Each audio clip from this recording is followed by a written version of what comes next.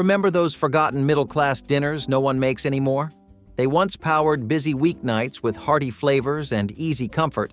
How did such tasty classics disappear from our tables? Baked chop suey casserole turned an American fascination with Chinese flavors into a thrifty, comforting dish that fit neatly into 1960s weeknight routines.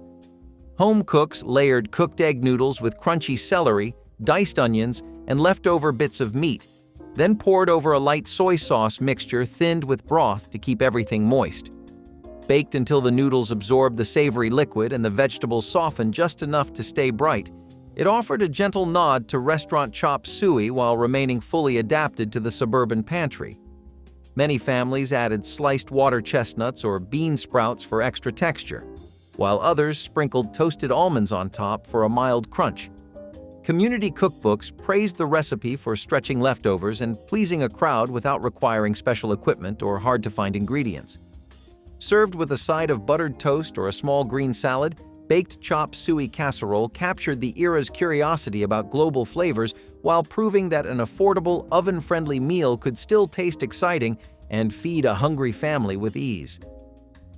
Mock duck with brown gravy let thrifty 1960s households present an impressive main course without the cost of an actual duck. Rolled flank steak was pounded thin, filled with seasoned breadcrumbs and fresh herbs, then tied tightly to mimic the shape of a small roast bird. After a slow roast in the oven, the meat became tender and flavorful, while the drippings were whisked into a silky brown gravy that gave the finished dish an elegant finish. The playful name added charm to potluck tables and Sunday dinners, and many community cookbooks featured tips for adding diced vegetables or mushrooms to stretch the filling further. Hosts enjoyed the spectacle of slicing the roll into neat spirals that revealed the herb-filled center, impressing guests without straining the household budget. Mock duck with brown gravy stood as a clever reminder of mid-century ingenuity, proving that creativity and presentation could transform modest cuts of beef into something festive enough for company and satisfying for everyday family suppers alike. Hungarian paprikash with noodles celebrated the Eastern European heritage that influenced many American kitchens in the mid-20th century. Chicken pieces were browned in butter, then slowly braised with sweet paprika, onions, and a touch of sour cream to create a velvety sauce that clung to every bite. Served over wide egg noodles that soaked up the rich crimson gravy, it offered both comfort and an appealing splash of color on the plate. Families appreciated how the dish used inexpensive cuts of chicken while delivering deep, layered flavors that felt both hearty and exotic. Some cooks adjusted the paprika's heat to suit young palates, while adventurous hosts added a pinch of caraway or fresh parsley for extra aroma. Hungarian paprikash with noodles was a favorite for Sunday dinners and holiday gatherings, demonstrating how immigrant traditions became treasured parts of the broader American table.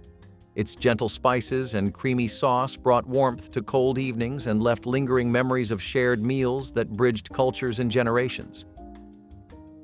Veal birds, also known as stuffed veal rolls, provided a dramatic centerpiece for 1960s dinner parties when hostesses aimed to impress without resorting to costly prime cuts.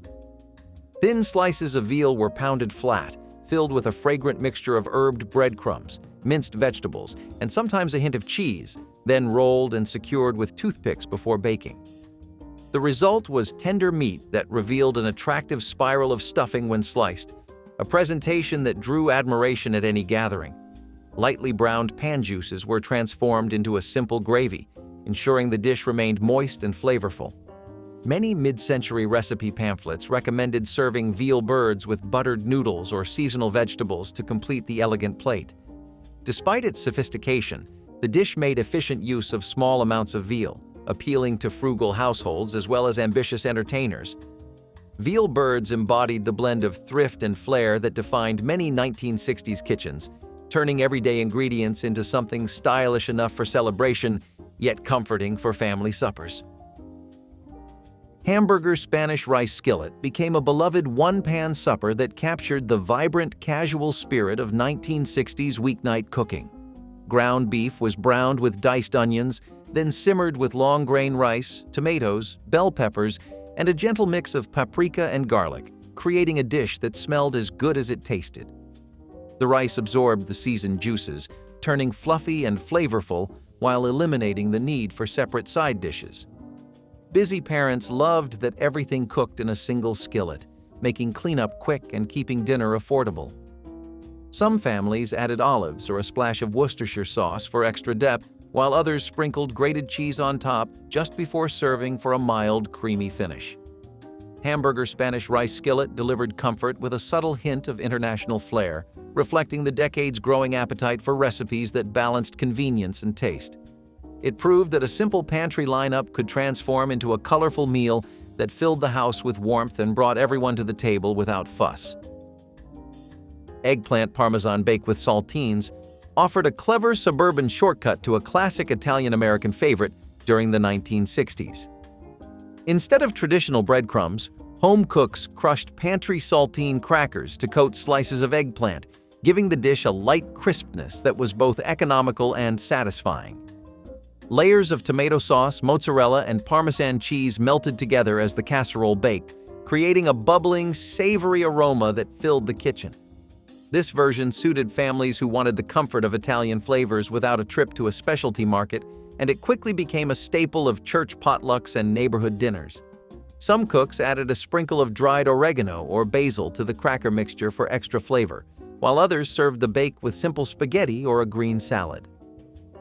Eggplant parmesan.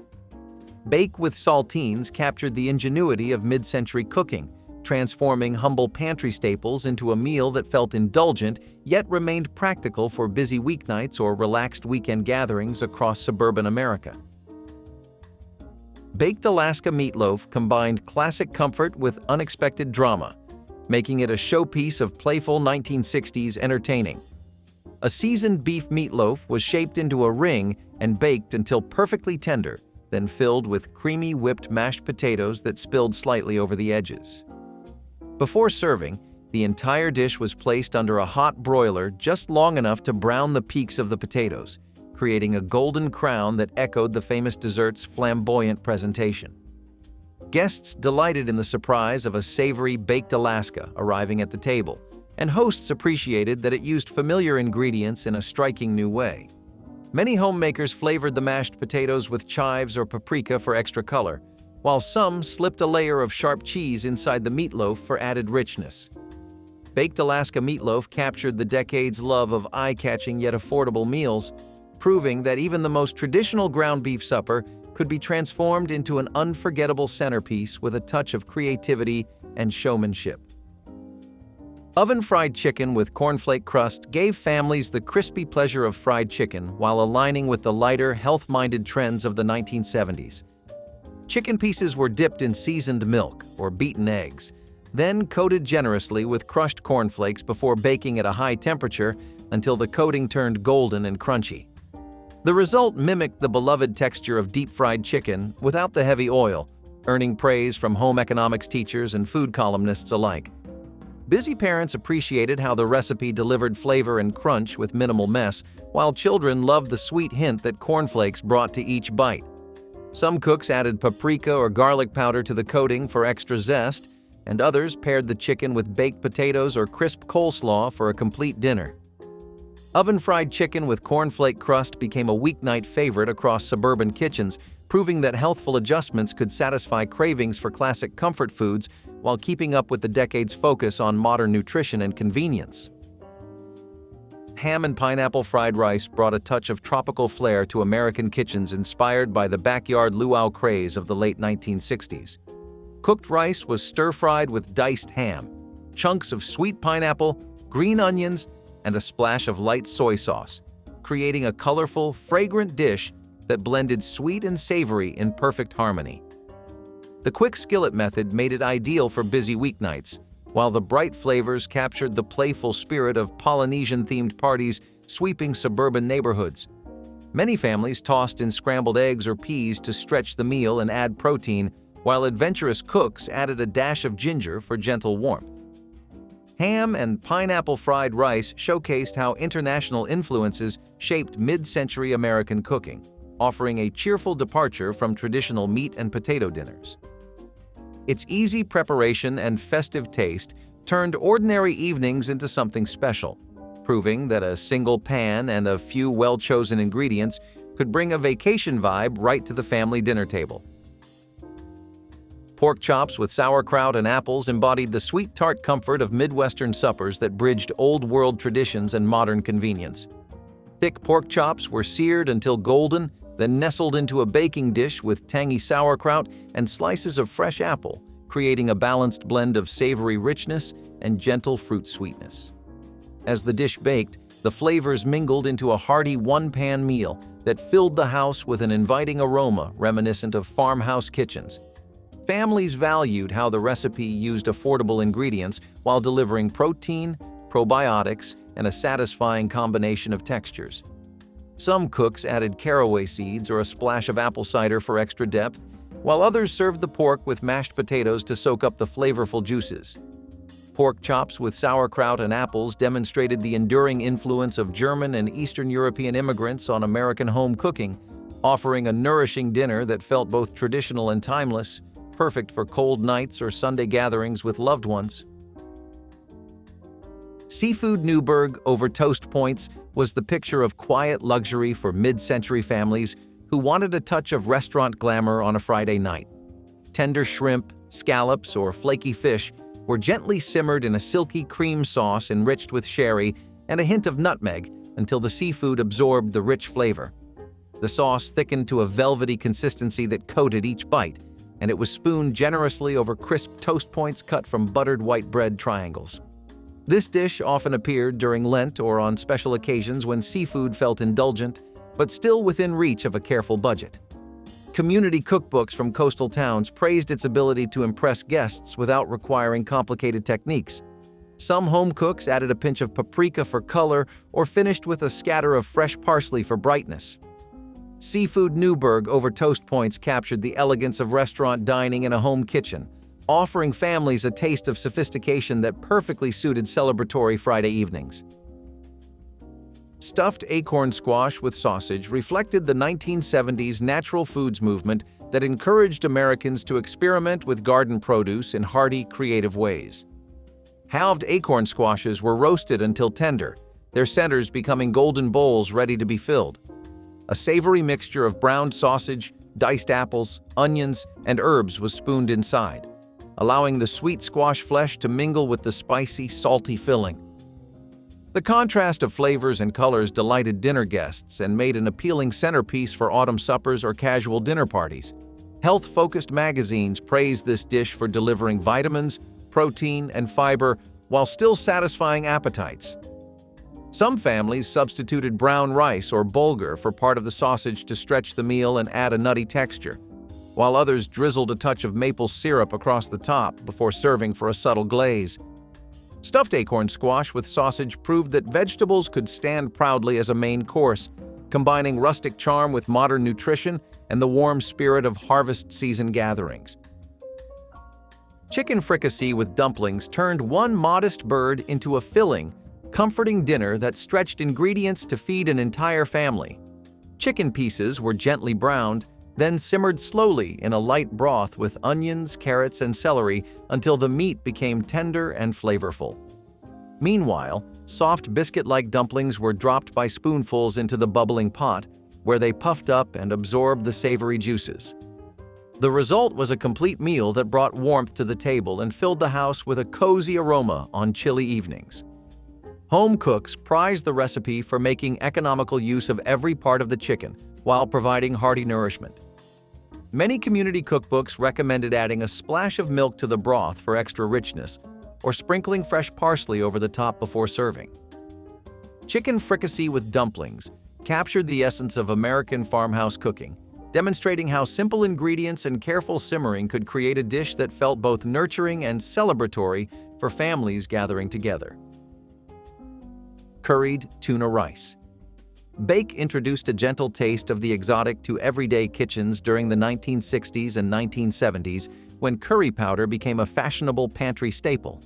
Canned tuna, cooked rice, and peas were folded into a creamy sauce lightly scented with mild curry, creating a golden mixture that was spread in a casserole dish and baked until bubbly and fragrant.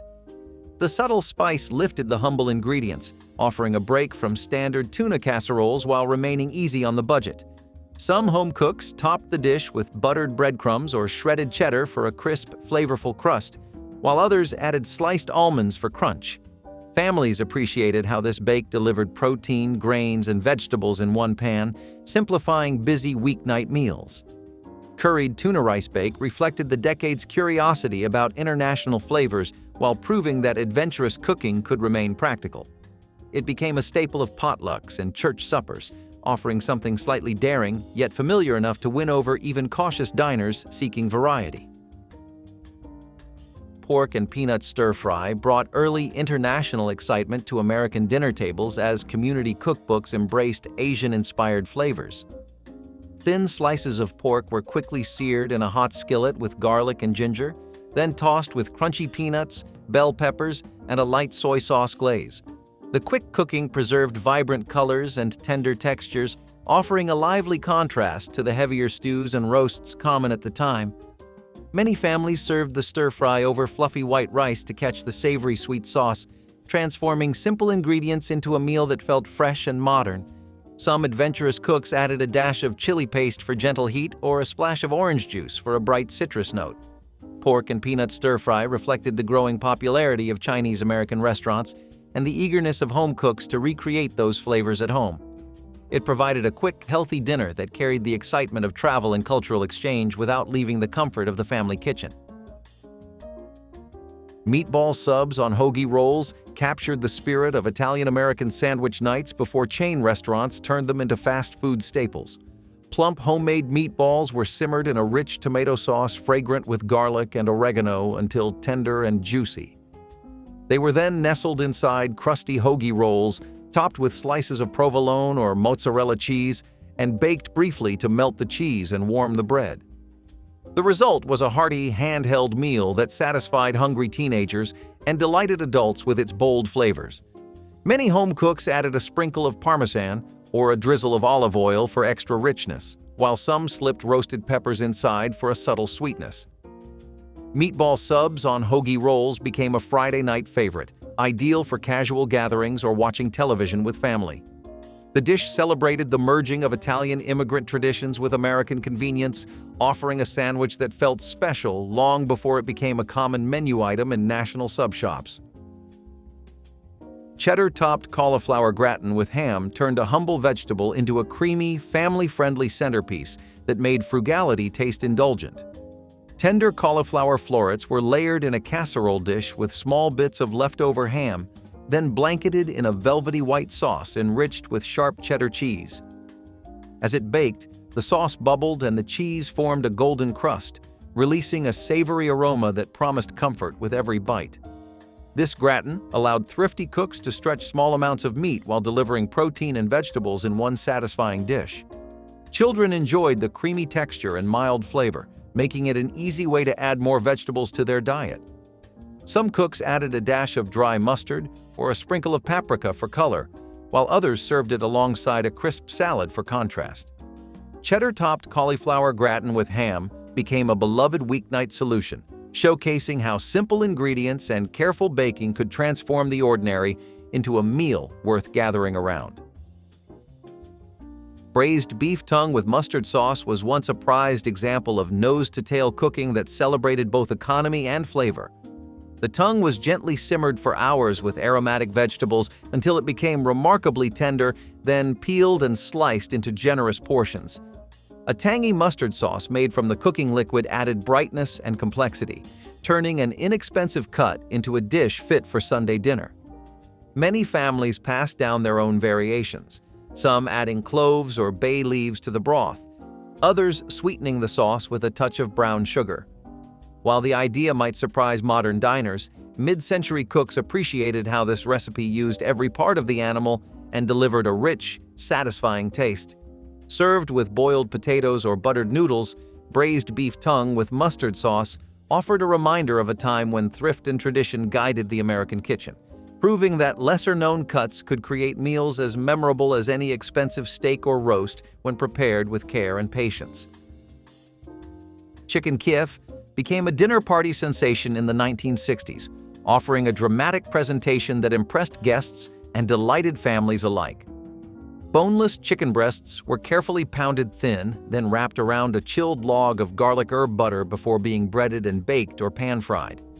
When cut, the hot butter flowed out in a fragrant stream, creating a show-stopping moment at the table. Cookbook authors and television chefs praised the dish for combining elegance with familiar flavors, and hostesses loved its ability to be prepared in advance and finished quickly before serving. Some cooks experimented with fresh parsley or tarragon in the butter filling, while others added a squeeze of lemon to brighten the flavor. Chicken Kiev reflected the era's fascination with continental cuisine and its emphasis on both spectacle and taste. It became a highlight of formal gatherings, showing that home kitchens could produce the same drama and sophistication once reserved for upscale restaurants and special celebrations. Salisbury steak with mushroom gravy bridged the gap between traditional home cooking and the emerging world of frozen dinners that defined much of the 1960s. Ground beef patties were seasoned and pan-seared, then simmered in a rich mushroom gravy until juicy and tender. Served alongside mashed potatoes or buttered noodles, the dish delivered hearty flavor while remaining inexpensive and easy to prepare. Families appreciated its ability to stretch a pound of beef to feed several people, and the savory aroma made it a favorite for weeknight suppers. Some home cooks added Worcestershire sauce or a splash of red wine for extra depth, while others folded finely chopped onions or breadcrumbs into the patties for texture. Before becoming a staple of frozen TV dinners, Salisbury steak was a beloved homemade comfort food that provided warmth and satisfaction on busy evenings. It captured the essence of mid-century practicality, turning simple ingredients into a memorable meal that resonated across generations and remains nostalgic today. Stuffed shells with spinach and ricotta brought Italian-American warmth to family tables long before supermarket shelves overflowed with jarred pasta sauces. Jumbo pasta shells were boiled until tender, then filled with a creamy mixture of fresh ricotta, sautéed spinach, garlic, and a touch of nutmeg for depth. Each shell was nestled into a baking dish lined with a simple homemade tomato sauce, sprinkled with mozzarella and parmesan, and baked until bubbling. The rich aroma of cheese and herbs filled the kitchen, making even an ordinary weeknight feel festive. Many mid-century cooks added chopped parsley or a drizzle of olive oil for brightness, while some used cottage cheese when ricotta was scarce. Served with crusty bread and a crisp salad, the dish offered comfort and elegance in equal measure. Stuffed shells with spinach and ricotta reflected an era when home cooks eagerly adopted Italian flavors, showing how simple ingredients could create a meal that was both economical and deeply satisfying for families seeking a taste of tradition. Beef and kidney pie introduced adventurous suburban cooks to the hearty traditions of British pub fare during the 1960s and 1970s. Chunks of beef and diced kidney were slowly simmered with onions, carrots, and a rich brown gravy until every bite became meltingly tender. This savory mixture was poured into a flaky pastry crust and sealed beneath a golden lid that baked to crisp perfection. The filling's deep flavor and gentle earthiness rewarded those willing to try something beyond the usual pot roast or meatloaf. Some home bakers added a splash of Worcestershire sauce or red wine for complexity, while others sprinkled fresh thyme across the top before serving. The pie's hearty character made it perfect for cold evenings, and its novelty earned compliments from guests eager for something different. Beef and kidney pie reminded American families that international comfort food could be both rustic and refined, inviting them to explore old-world traditions without leaving the comfort of their own kitchens. Vegetable quiche Lorraine became a centerpiece of the 1970s brunch for dinner craze, blending French sophistication with a lighter, meat-free twist. A buttery pie crust was filled with a delicate custard of eggs and cream, then layered with sautéed vegetables such as spinach, mushrooms, or bell peppers. Swiss or Gruyere cheese melted into the filling, creating a velvety texture that contrasted beautifully with the crisp crust.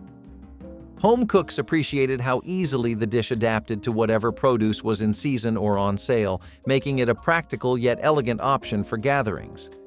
Some added a hint of nutmeg for warmth, while others topped the quiche with sliced tomatoes for a colorful finish. Served alongside a simple green salad, vegetable quiche Lorraine worked equally well as a light supper or a showpiece at weekend brunch. Its rise in popularity reflected a growing interest in French cuisine and vegetarian meals, proving that elegance and simplicity could share the same plate during the decade's evolving dining habits. Pork chop suey with bamboo shoots captured the mid-century fascination with Chinese-American flavors while staying true to the quick cooking style favored by church cookbook contributors. Strips of pork were stir-fried with crunchy celery, sliced onions, and canned bamboo shoots, then finished in a light soy sauce gravy that coated every bite. Served over steamed rice or crisp noodles, the dish offered a pleasant balance of savory and mild sweetness. Busy families loved how easily it turned inexpensive cuts of pork into a satisfying dinner without long prep times. Some adventurous cooks added bean sprouts for extra texture or a splash of sherry for a touch of sophistication.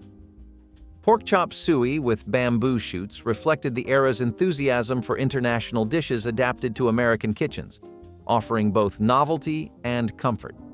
It became a favorite for potlucks and Friday suppers, bringing a taste of global cuisine to suburban dining rooms and proving that a skillet and a few pantry staples could deliver exciting flavor on a modest budget.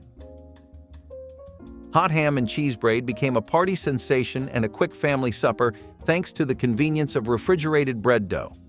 Thin slices of smoky ham and mild cheese were layered across a rectangle of dough, which was then cut and braided to form an eye-catching loaf. Brushed with butter and baked until golden, the braid emerged fragrant and beautiful, its melted filling revealed with every slice.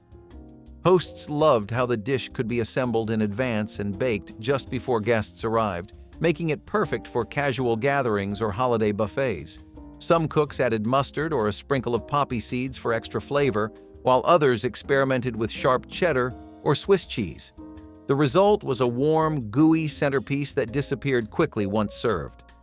Hot ham and cheese braid captured the spirit of convenience and creativity that defined 1970s home entertaining, showing how everyday ingredients could be transformed into a crowd-pleasing treat that looked as impressive as it tasted. Old-fashioned succotash stew honored an enduring American classic by turning the traditional corn and lima bean combination into a hearty one-pot meal. Bacon was rendered first to create a smoky base, followed by onions, diced carrots, and fresh or frozen corn kernels. Lima beans simmered alongside in a flavorful broth until the vegetables became tender and the flavors melded together. Some families enriched the stew with a splash of cream for a velvety finish, while others added diced potatoes to stretch the meal even further. Served with warm cornbread, it provided both comfort and nutrition, perfect for feeding a busy household on cool evenings. Community cookbooks praised its economy and ease, highlighting how succotash connected modern kitchens to Native American and colonial roots. Old-fashioned succotash stew proved that simple ingredients and slow simmering could create a dish filled with history and home-style flavor, offering a nourishing reminder of the country's agricultural heritage and the creativity that thrives when cooks make the most of what they have. Turkey croquettes with white sauce offered a delicious solution for using leftover holiday bird while feeling refined enough for a special supper. Shredded turkey was mixed with breadcrumbs, parsley, and a touch of seasoning, then shaped into small patties or cylinders and pan-fried until crisp and golden. A smooth white sauce, sometimes enriched with a hint of nutmeg or lemon, was poured over the croquettes just before serving. This combination created a dish that was creamy inside, crunchy outside, and full of comforting flavor. Many households embraced it as a way to stretch every bit of roasted turkey from Thanksgiving or Christmas dinners, making it a practical yet indulgent choice. Some cooks added minced vegetables for color, while others experimented with herbs like thyme or sage to deepen the flavor. Turkey croquettes with white sauce captured the frugal elegance of mid-century cooking, transforming humble leftovers into a centerpiece that delighted guests and proved that nothing from a holiday feast had to go to waste. Beef and barley. Stuffed tomatoes brought garden freshness to the dinner table, showcasing a clever way to use late summer produce. Large, ripe tomatoes were hollowed out and filled with a savory mixture of cooked barley, ground beef, onions, and fragrant herbs. The stuffed tomatoes baked until the barley absorbed the tomato juices and the flavors melded into a satisfying blend of sweet acidity and hearty grain. This dish balanced protein, vegetables, and whole grains, making it both nourishing and visually appealing. Some cooks sprinkled parmesan on top for a golden crust, while others drizzled olive oil for extra richness. Served with a side of crisp lettuce or warm bread, it made a complete meal that celebrated the garden's bounty. Beef and barley stuffed tomatoes reflected the 1970s interest in whole grains and fresh produce, demonstrating how a little creativity could transform everyday ingredients into a colorful main course that highlighted the natural goodness of homegrown vegetables and the satisfaction of seasonal cooking. Sweet and sour meatballs with pineapple became a lively centerpiece at cocktail parties while doubling as a family-friendly dinner. Ground beef meatballs were browned and then simmered in a glossy sauce of pineapple juice, vinegar, and brown sugar, creating a perfect balance of tangy and sweet. Chunks of pineapple and bell peppers added bright color and texture, making the dish as eye-catching as it was flavorful. Hosts appreciated how easily it could be kept warm in a chafing dish for gatherings, while families loved serving it over fluffy rice for a satisfying weeknight meal. Some adventurous cooks added a splash of soy sauce for depth or a pinch of ginger for gentle warmth. Sweet and sour meatballs with pineapple captured the decade's enthusiasm for global flavors, bringing a playful tropical note to suburban tables. It proved that an approachable recipe could bridge the gap between entertaining and everyday cooking, offering a taste of island-inspired excitement that delighted both guests and children at dinnertime. Oven-baked fish fillets with Ritz cracker crust provided a homey alternative to deep-fried fish on busy Friday evenings. Mild white fish fillets were brushed with butter and coated in finely crushed Ritz crackers, creating a crunchy golden crust that baked up light and flavorful.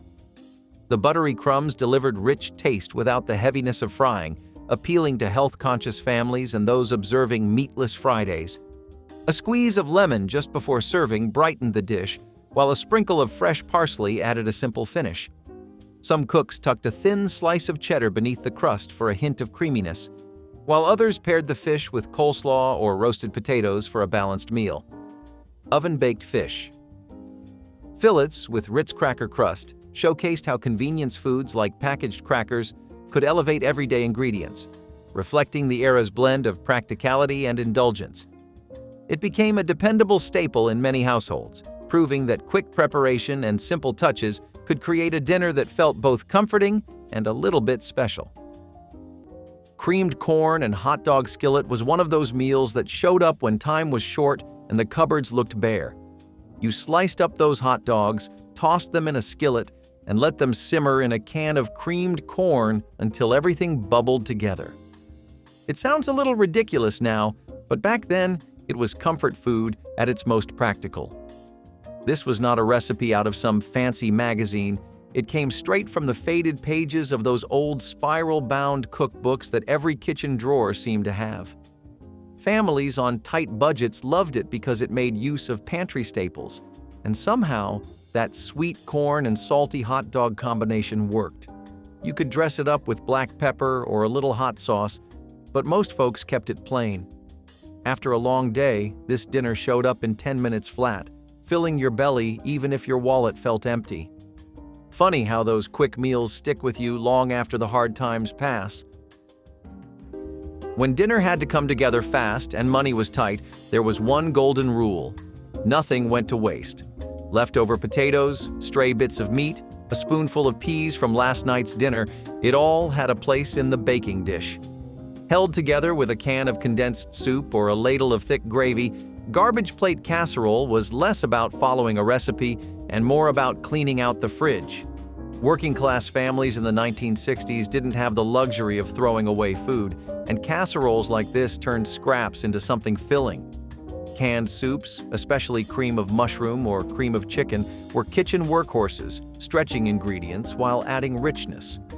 Crackers or breadcrumbs on top gave it that familiar golden crust, making it feel like a meal rather than a collection of leftovers. It was never the same dish twice, but that was part of its charm. One night, it might taste like last Sunday's roast beef. The next, it had the essence of yesterday's pork chops. No one knew exactly what they were going to get, but that didn't matter. It was warm, it was filling, and most importantly, it was a reminder that a little creativity could turn scraps into supper. Stuffed chicken rolls. Don't you dare confuse these with Mickey D's chicken nuggets. Stuffed chicken rolls are the dinner of every kid's dream, 'cause who wouldn't want this cheesy goodness instead of some plain old broccoli soup? Imagine thin sliced chicken breasts pounded to tender perfection, and then filled with a savory mixture of seasoned ground ham and melty cheese. Stuffed chicken rolls are a great way to elevate a simple chicken breast, and they're perfect for a special occasion or a fancy weeknight dinner. They're surprisingly easy to make, so don't be intimidated by their fancy appearance. Despite its appeal, stuffed chicken rolls have become less common as people opt for simpler, quicker meals. This has to be by far one of America's greatest inventions, because even though it has vanished from dinner tables in the States, other nations around the world are devouring them. Side dishes were once as thoughtfully prepared as the main course, and few were as simple yet elegant as a well-roasted carrot medley. Coated in honey, butter, and a hint of cinnamon, this dish was a staple at homecoming dinners, adding a touch of natural sweetness to balance out heavier meats and casseroles. Carrots were a practical choice for home cooks. They were cheap, easy to store, and available year-round, making them a kitchen essential. Roasting them brought out their natural sugars, and when paired with honey and warm spices, they became more than just a side dish. They were a highlight. Some versions used maple syrup instead, while others incorporated fresh herbs for a more savory twist. No matter the variation, the result was always a vibrant, glossy medley of tender carrots with a flavor profile that felt both nostalgic and indulgent. As processed vegetable sides and microwave steamed bags took over grocery store shelves, many home cooks stopped roasting vegetables altogether. Instead of taking the time to caramelize their natural flavors, people opted for pre-cut and pre-cooked options. Salted fish and porridge is an example of an essential combination in medieval times. It was especially popular in coastal and northern regions. This is because preservation was a massive deal in those areas due to how they were always just dealing with rougher, colder climates. Also, it might be surprising, but fish was a religious pillar for people. The Catholic Church back then was the reigning religious authority, and it would impose all kinds of fast days, especially every Friday. See, here, any kind of meat was forbidden, except fish. The logic behind this is that the practice of fasting during Lent and on Fridays is to abstain from fleshly meat, but since fish are cold-blooded, they don't come into flesh meat. It's a technical exception. The porridge itself was something that would contrast very well with the fermented taste of the fish, and in some households, people were adding herbs, onions, and garlic as well. This was a dish that was always eaten out of necessity. Corned beef hash from the can was one of those pantry miracles that turned a tin of meat and potatoes into a hot, filling dinner without much fuss. You sliced open the can, dumped the hash into a hot skillet, and let it crisp up around the edges until it was golden and ready to eat. You could fry an egg on top if you had one, but even plain, it did the job. This meal came straight from those old cookbooks that knew exactly how to stretch groceries and fill a plate fast. Corned beef hash was salty, hearty, and packed enough flavor to make up for how simple it was. It fed families during tight times, filled lunchboxes, and showed up on the table when there was not much else to work with. It might not have been fancy, but it was practical. And back then, practical meals were king. These dinners got everyone fed in under 10 minutes, with nothing wasted and no one left hungry. Funny how even canned food like this turned into something that stuck around in people's memories. Though overshadowed by modern fast foods, quick chopped liver on rye endures as a testament to adaptability and rich culinary heritage. Historically, chopped liver found its niche in Eastern European Jewish homes, where families prized its affordability and robust nutritional profile. Even during times of scarcity, the recipe thrived, packing intense flavors into a straightforward package. With a ready-made liver spread slathered on dense rye, preparation becomes a breeze, sparing busy households from lengthy cooking sessions. Its smooth texture and savory notes contrast beautifully with the bread's satisfying crunch, lending each bite a subtle complexity that defies its simple construction. Many who sample this old favorite joke that it's a dish only a mother could love, but the punchline is in its enduring popularity across generations. Nutritional experts have long noted that organ meats supply essential vitamins, underscoring their practical value when shopping on a budget. By combining time-honored tradition with modern convenience, this dish proves that hearty meals needn't be complicated. There was a time when dinner didn't come from a drive-thru or a frozen box. It came from whatever was on hand. In kitchens where budgets were tight and grocery trips were limited, a humble combination of eggs, milk, flour, and butter could transform into something that filled bellies without emptying wallets. So how was egg sauce on saltines made? Hard-boiled eggs were mashed into a simple white sauce, thickened just enough to spoon over a stack of saltine crackers. It wasn't glamorous, but it got the job done. Eggs were a working-class staple, packed with protein and cheap enough to buy by the dozen. A basic white sauce, made from milk, flour, and butter, was the foundation of countless Depression-era and post-war meals, stretching ingredients without overpowering them. Crackers? Those were always in the pantry, whether for soup, snacks, or in this case, an entire meal. Families who couldn't afford fresh bread every day turned to saltines as a substitute, their crisp texture adding just enough bite to an otherwise soft dish. It may not have been the most exciting dinner, but it was warm, filling, and familiar. Kids ate it without fuss. Parents appreciated how far it stretched, and for those who grew up on it, the taste is forever linked to simpler times. Few side dishes could bridge the gap between savory and sweet as effortlessly as corn pudding. A staple of Southern and Midwestern homecoming dinners, this dish combined farm-fresh simplicity with a rich, custard-like texture. Families often served it alongside roasted meats or holiday spreads, where its golden hue and delicate sweetness made it a comforting favorite. Whether fresh off the cob in the summer or canned in colder months, it was inexpensive and widely available. This recipe used basic pantry staples, butter, milk, eggs, and a touch of sugar, to create a dish that felt indulgent despite its humble ingredients. Baking was the preferred method, allowing the custard to set while keeping the kernels tender. Some families swore by a cast-iron skillet, while others used deep casserole dishes to achieve that perfect golden crust. Recipes varied. Some included a splash of vanilla, others added a pinch of nutmeg. But the result was always a creamy, spoonable side that paired with almost anything. As processed cornbread mixes and quick-fix alternatives took over, traditional corn pudding was left behind. But for those who remember its warm, velvety bite, it's a dish worth bringing back. Apple and nut porridge was a delightful, nutritious dish that would be somewhere in between everyday food and a celebratory treat. Now see, porridge was something that had a lot of colorful variations in the medieval world. Typically, it would be made with oats and millet, but if that wasn't available, then people could also just use different kinds of grains like rye or barley. During harvest season is when the party would really get going, though. That's when people would have abundant access to fruits and nuts, and that's when porridge could be turned into something significantly more special than what they were used to. Wild and homegrown apples were incredibly reliable. They would thrive in pretty much most major European countries. Apple orchards were something that would be seen in most village commons and monasteries too. Apples would be chopped, sliced, and simmered until they were just a little bit sweet, and nuts would be crushed and stirred into the porridge. This was a great breakfast, but if you had honey, some warm spices, and a bit of cream, it was something fit for a feast. Cold beans and onion salad was a no-cook dinner pulled straight from the cupboard that showed up again and again during lean times. You opened a can of kidney beans, drained them, and tossed them with sliced onion, vinegar, salt, and pepper. That was dinner. It might not sound like much now, but when the summer heat made turning on the stove unbearable, it was a lifesaver.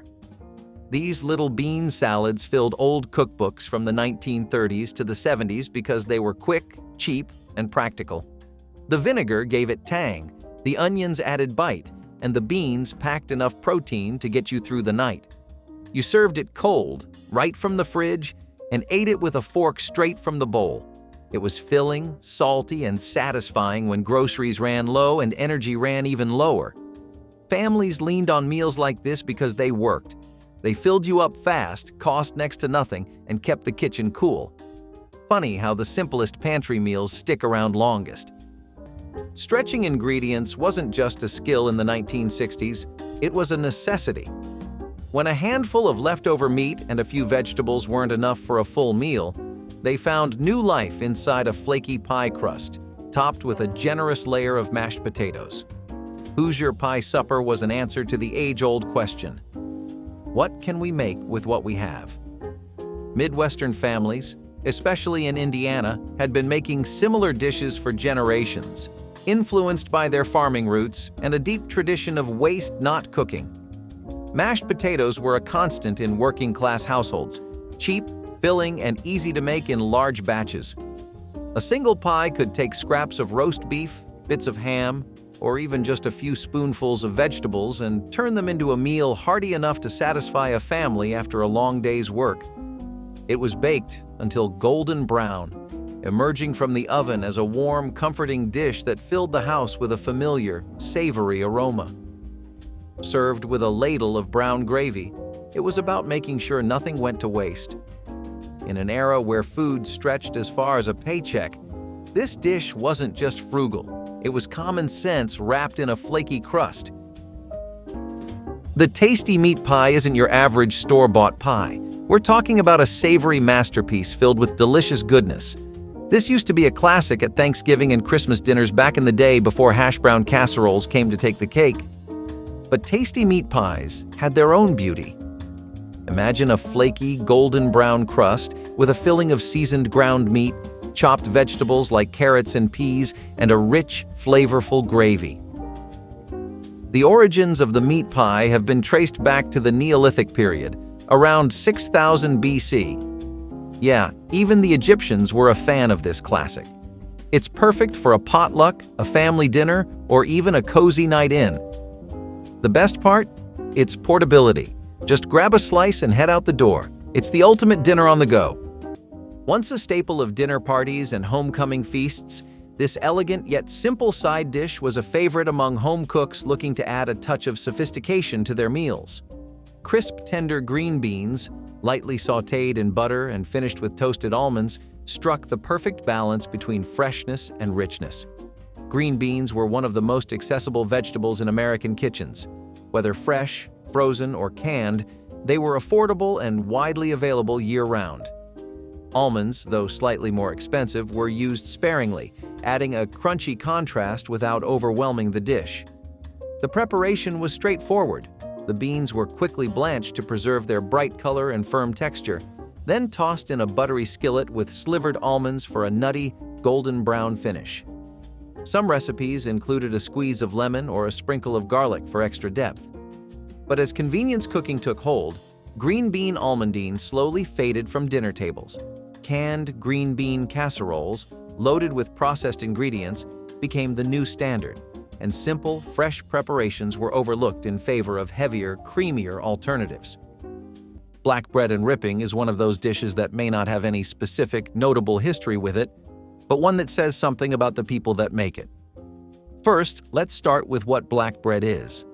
It was the everyday bread of the citizens and rural folk of Northern and Eastern Europe. From Russia to Scandinavia and Poland, black bread, this distinctly dark, coarse bread made out of rye, bran, and maslin, was an incredibly hard bread. It would stale quickly, and back then, they didn't even have that many preservatives. Still, it was one of the few kinds of sustainable breads people could make with the grains they had. So what were they to do? People were going to adapt, that's what. And adapt they did. This is where dripping comes in. It's just lard, by the way, but it would transform the texture of the bread. What was just a hard and rough loaf of bread would suddenly soften, become warmer, and become a lot better to bite into. The crispy brown pits in the roast pan would have been mixed in, and they really added to the vibe of the dish a lot more. The dripping flavor would also be different depending on what kind of animal people would use, and pork dripping was the most common one. So, there you have black bread and dripping, a dish that reminds you of how people will find any way to get by. Boiled egg and sweet pickle sandwiches were the fast, quirky little dinner that came together in minutes when you needed to stretch groceries. You mashed up boiled eggs, mixed them with diced sweet pickles and mayonnaise, and spread the whole thing between slices of soft white bread. That was dinner. It sounds a little strange now, but it filled you up, stretched a carton of eggs, and cost next to nothing. These sandwiches showed up in old cookbooks from the 1940s through the 70s because they were practical, easy, and satisfying. The eggs added protein, the pickles gave sweetness and crunch, and the soft bread pulled it all together. You could eat it plain or toss in a little pepper if you wanted to dress it up, but most folks kept it simple. These were the dinners that filled plates fast, stretched budgets, and got families through tight times. Funny how the oddest little combinations stick with you long after the hard years pass. Long before fancy nut butters dominated grocery aisles, a beloved combination of peanut butter and bananas reigned supreme in many American homes. Referred to fondly by some as the old-time peanut butter and banana sandwich, it gained traction in the mid-20th century as an affordable yet satisfying pick-me-up. Historians note that peanut butter became widely popularized in the United States in the early 1900s, while bananas, thanks to expanding imports, evolved into a household staple.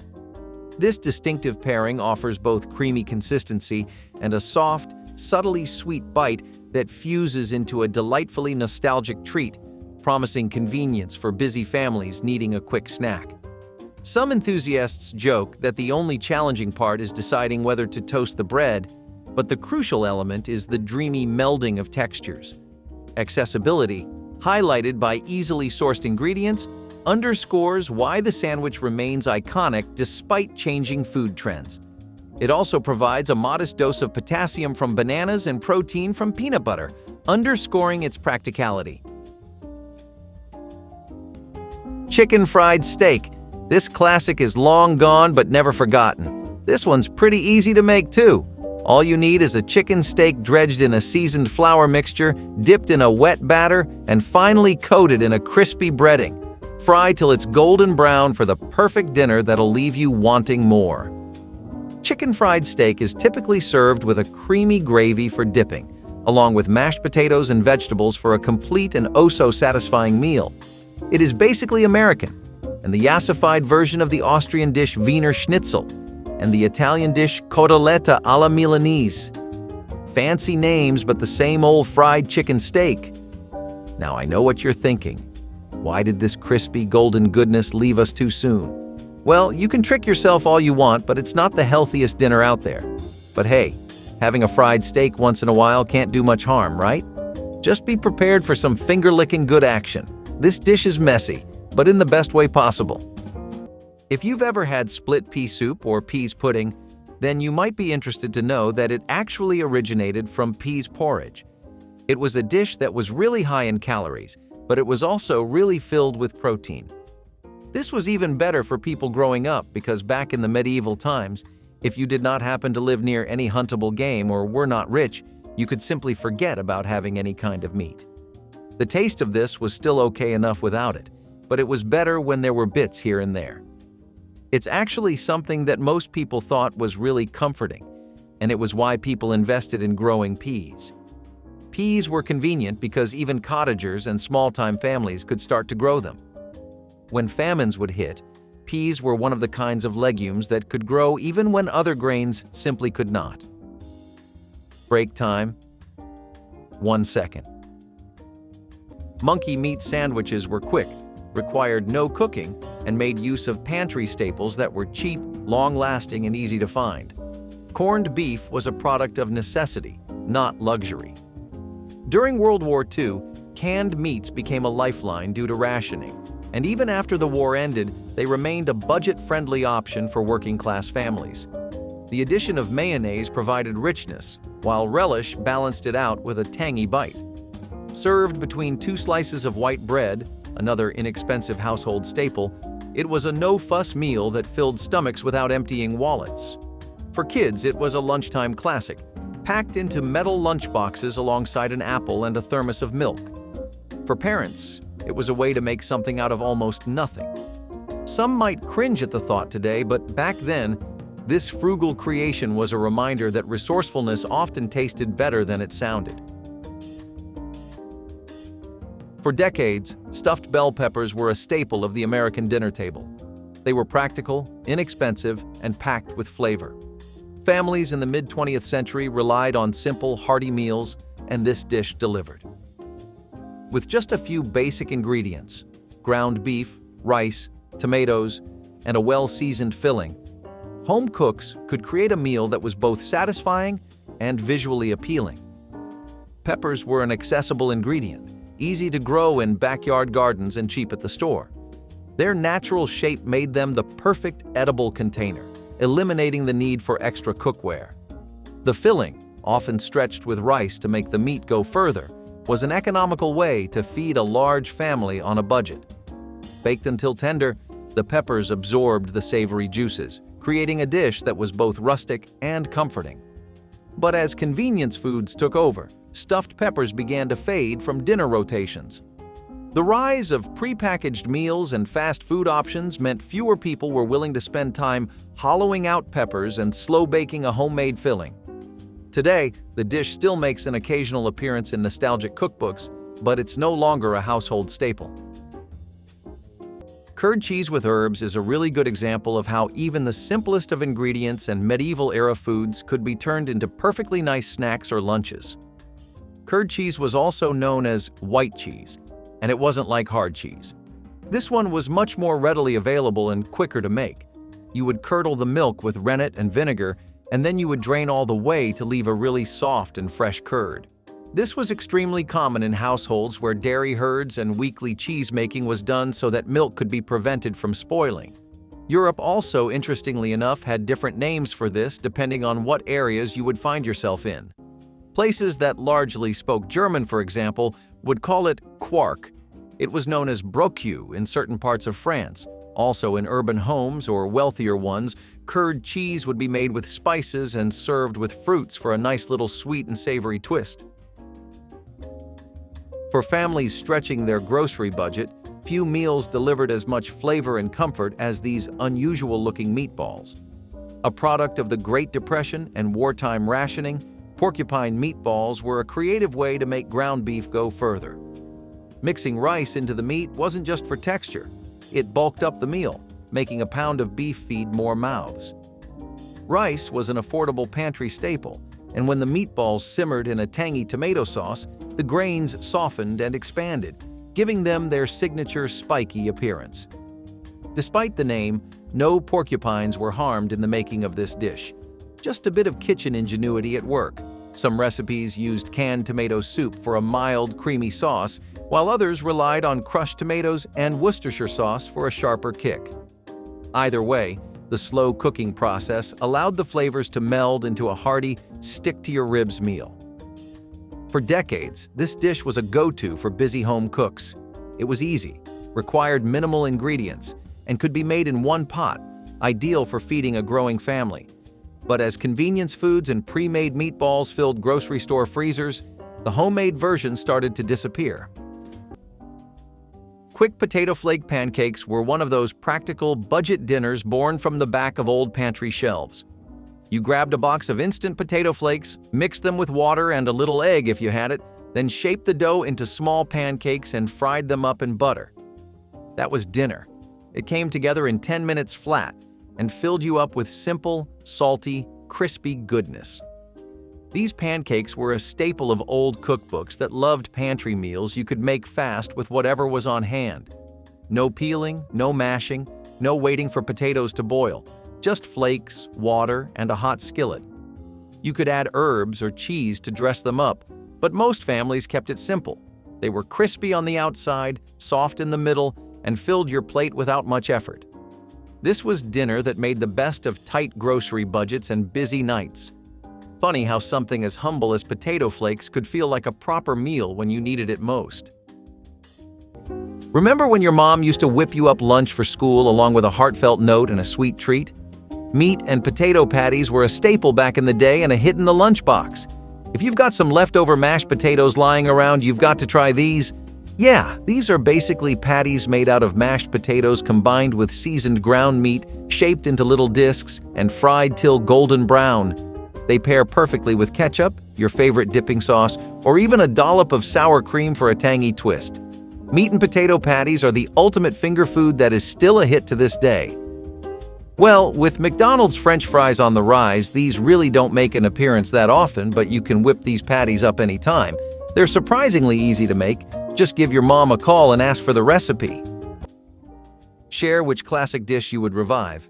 Then comment, like, and subscribe for more forgotten American flavors.